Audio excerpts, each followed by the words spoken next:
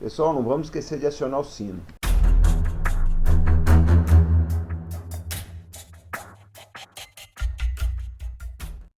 Olá pessoal do canal Arte da Guerra. O nosso vídeo de hoje é sobre a guerra naval. Como ela funciona, por que ela é importante, tá? Como nós chegamos nesse ponto e quais são as perspectivas. Bom, eu queria dizer para vocês o seguinte, que esse aqui é um debate muito extenso, né? Nós vamos precisar de vários vídeos. Por quê?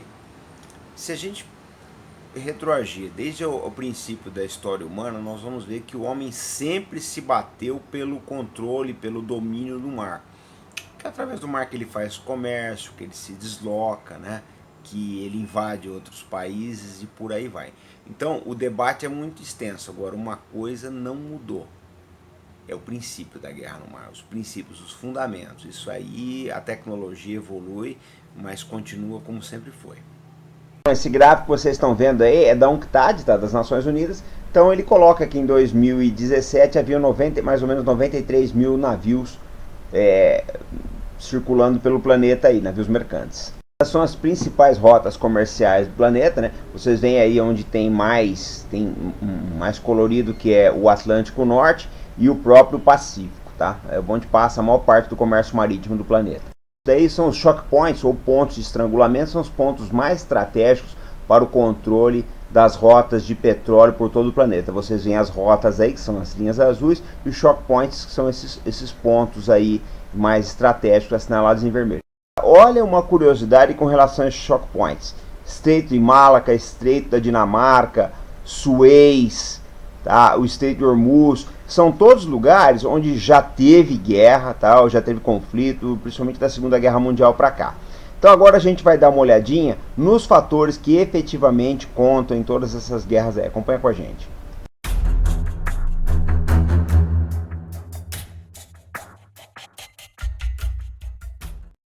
Vamos dar uma olhada rápida na Batalha de Salamina travada em 480 a.C. entre persas e gregos. Os persas estavam tentando invadir a Grécia, né? E eles tinham uma superioridade numérica tanto em terra quanto no mar. Vocês veem aí nesse gráfico, são 700 navios dos persas contra 200 navios dos gregos. Mas eles perderam. Por que perderam? Travaram a batalha no local estreito, apesar de ter mais navios, não conseguiam manobrar, ficaram encaixotados, os gregos fizeram lenha. Então já é a lição número 1, gente. Não é só efetivo que conta numa guerra, né? A manobra é muito importante. E a mobilidade também. Os persas perderam a mobilidade deles.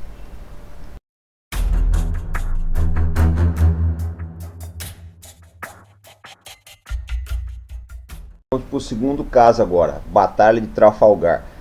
Travada em 21 de outubro de 1805 entre as forças navais da Espanha e França contra as forças navais britânicas no Cabo de Trafalgar na Espanha, tá?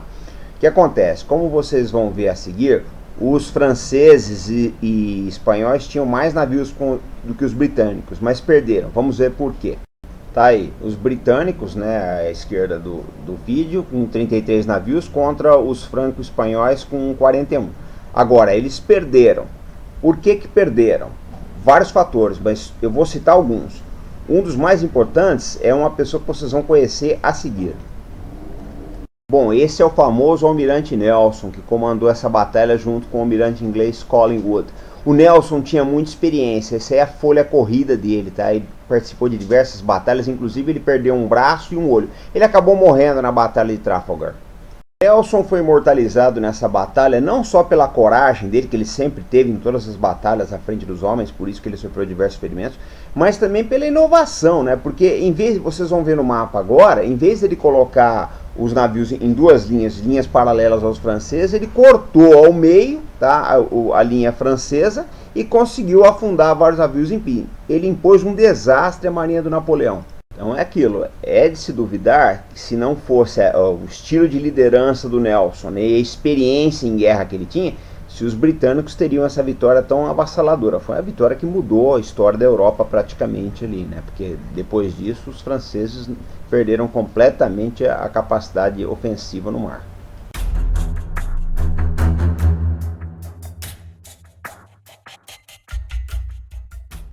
Bom, em 1905 a Rússia estava em guerra com o Japão E como vocês vão ver a seguir, a Marinha Russa precisou dar a volta em metade do planeta para chegar até Tsushima, no Japão.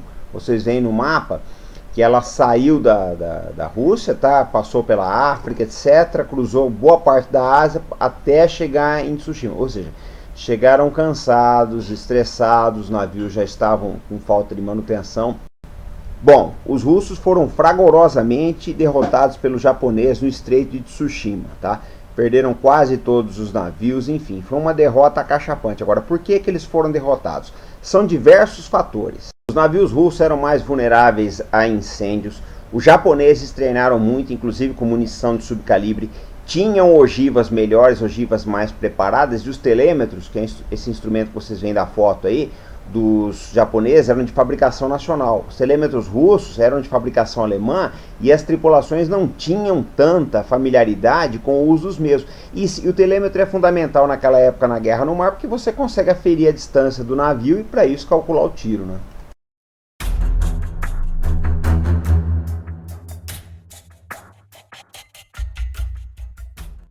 Em maio de 1941, o coraçado alemão Bismarck se fez ao mar junto com o cruzador Prinz Eugen para atacar os comboios britânicos no Atlântico Norte, né?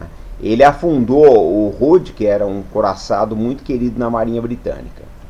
Isso deu origem a uma verdadeira caçada por todo o Atlântico Norte. Os ingleses coordenaram várias forças navais, aeronavais, conseguiram localizar o Bismarck e afundaram ele. O Bismarck não tinha apoio da Força Aérea Alemã, ele estava fora do raio de alcance da aviação alemã, mas os britânicos coordenavam muito bem todas as forças no Atlântico para pegar o Bismarck. Eles jogaram tudo que tinha, ou seja, os alemães não se coordenaram, mas os britânicos o fizeram em excesso. Então, coordenação na guerra é muito importante. Aí vocês veem um quadro, né, do Bismarck no fundo do mar. Isso é uma pintura muito bonita.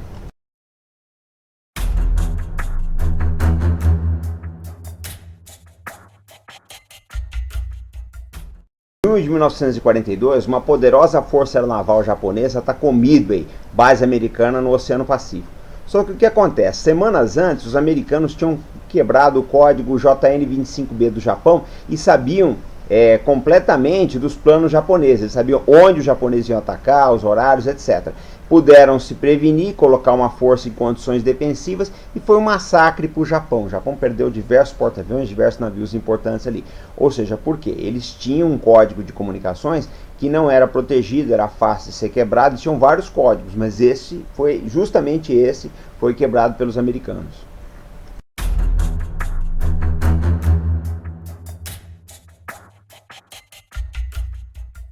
Para falar da guerra dos submarinos, ia precisar de um vídeo dedicado, né? Mas nós vamos adiantar alguma coisa muito importante, que é a furtividade, ou seja, a capacidade que os submarinos têm de se manter ocultos. Né? Então vocês veem aí submarinos lançadores de mísseis balísticos, né? Aqui vocês veem eles já com as escotilhas abertas. E qual é a vantagem desses submarinos? É que são bases de mísseis que podem estar em qualquer lugar do mundo, mesmo que você lançar o primeiro ataque com essas armas milagrosas que vocês veem toda semana aparecer na internet, os Estados Unidos e Rússia e outros países aí que têm essa tecnologia, eles têm condição de dar um segundo ataque, porque eles têm submarinos embaixo da água, em posição que ninguém sabe e que muda toda hora e que navega com esses mísseis balísticos aí. Um dado pouco conhecido do grande público, tá? É a quantidade de navios mercantes afundados por submarinos aliados na Segunda Guerra Mundial, navio mercante japonês, dá mais ou menos 5,5 milhões de toneladas. Ou seja, muito antes de jogar a bomba atômica, o Japão na verdade já estava derrotado, tá? Porque a frota mercante dele foi toda para o fundo do mar, quase toda para o fundo do mar, ele não tinha como abastecer as bases dele. Esse dado é pouco conhecido, mas ele mostra como as forças submarinos são importantes numa guerra.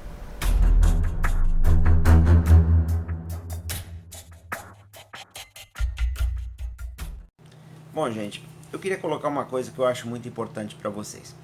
A internet, ela foi muito boa em termos de conhecimento, tá? Por quê? Porque ela democratizou a informação. Então, hoje em dia, todo mundo tem acesso a informações. Isso foi bom por um lado, mas por outro lado, não foi tão bom. Por quê? Porque o debate se esvaziou. O debate hoje é muito raso. Eu vejo as pessoas saem, né, citando dados de navios, de aviões como papagaio, né? Outro dia mesmo mandaram um comentário aqui, o míssil faz isso. Eu falei, faz. E o outro lado? Como é que funciona? Para que serve esse míssil? Ele faz isso. Para que serve isso que ele faz? As pessoas não estão vendo a lógica das coisas. Elas estão comprando remédio sem ler a bula. Né? O pessoal sai recitando dados aí. E não é assim, pessoal. Então aqui no canal Arte da Guerra, nós estimulamos as pessoas a debaterem. Então leiam, tragam as informações de vocês. Eu digo sempre, nós não somos donos da verdade aqui, nós estimulamos o debate. É interessante que as pessoas venham e exponham seus pontos de vista, porque todo mundo sai enriquecido dessa discussão. Bom, e como não poderia deixar de ser, o pessoal da maquete já tem reclamado que faz tempo que nós não trazemos nada aqui. Então eu quero mostrar para vocês esse S-70 Seahawk da Marinha Brasileira, tá? O Sikorsky S-70 Bravo Seahawk. A Marinha tá empregando ele como SH-16, tá? É um helicóptero para guerra naval, tanto para guerra de superfície como luta anti-submarino também, tá? Ele tem um radar potentíssimo aqui, o APS 143 Victor. Eu tive muita sorte na vida, gente, porque eu trabalhei no projeto dessa aeronave. Eu trabalhei em projeto de diversas aeronaves da Marinha. Isso aqui eu posso dizer para vocês, é um projeto fora de série, tá? A Marinha acertou realmente na compra dele. É um helicóptero caro, tá? Ele é realmente muito dispendioso, mas é uma máquina fora de série, até porque ele transporta, além dos torpedos MK-46 que vocês estão vendo aqui, tá? Ele leva o míssil Penguin. Também trabalhei nesse projeto do Penguin. Mais pra frente a gente vai falar mais a miúde dos meios da Marinha aí, porque realmente vamos falar muito desse helicóptero aqui. Eu já fiz um vídeo dele, eu vou deixar aí pra vocês. É um projeto fora de série. Eu aconselho vocês a conhecer, porque vocês vão gostar bastante do S-70 Bravo Seahawk. Bom, gente, esse foi o nosso vídeo de hoje. Como a gente sempre encerra os vídeos falando de Brasil, eu queria colocar um assunto interessante para vocês. Eu assisto muito noticiário, né? Noticiário, documentário, a maior parte do meu tempo quando a gente não está fazendo os vídeos aí, eu tô sempre, ou quando está fazendo a pesquisa, estou sempre ligado em documentário e noticiário. Eu acho engraçado o seguinte, toda semana aparece uma estatística dizendo que o Brasil é a pior em alguma coisa. É pior em percepção, ou é pior num índice desse qualquer aí. Eu acho engraçado, gente, o seguinte. Vamos lá, o Brasil não é nenhuma Noruega, eu sei disso, mas também não é a Síria. Nós estamos no meio termo ali, gente, de 0, numa escala de 0 a 10 a gente tira 5. Dá para tirar 5, se consegue viver no Brasil. Apesar da violência. Né? Com toda a violência que existe, ela está presente na vida de todo mundo, eu trombo com isso na rua toda hora, etc. Mas ainda se consegue viver no Brasil. Eu acho que o nosso problema fundamental é a autoestima. Nós não nos gostamos. Nós não gostamos de ser brasileiro. Aí fica difícil. Aí fica muito complicado realmente, porque para tudo que eu vejo aí, o Brasil é o pior do mundo. Não, o pior disso, o pior daquilo. Não é bem assim, pessoal. Outro dia eu vi um cidadão comparando o crescimento do Brasil com o Haiti. Não, porque o Haiti cresceu mais que o Brasil, o PIB dele. Gente, é muito simples, o Haiti não tem nada. O Haiti não tem nada. Se você fizer uma ponte ali, uma rodovia de 10 quilômetros, já impacta no PIB deles. Então, por favor, pessoal, vamos ser um pouquinho, né, um pouco mais centrados, vamos analisar esses dados aí com um pouco mais de parcimônia, vamos ter um pouco mais de amor pelo país. A gente sabe que tem muita coisa não vai bem, uma quantidade, uma miríade de coisas não está bem. Agora, tem muita coisa aqui que está funcionando. E outra, não adianta reclamar, tem que propor soluções. O canal Arte da Guerra, ele acredita em propor soluções, ele acredita em propostas. Então esse foi o nosso vídeo hoje. Estamos voltando aí essa semana com muita novidade, sempre com fé no Brasil, pessoal. Eu realmente acredito nisso aqui. Eu acho que vocês podem acreditar também em fazer um país melhor. Aquele abraço para todos, até o nosso próximo vídeo.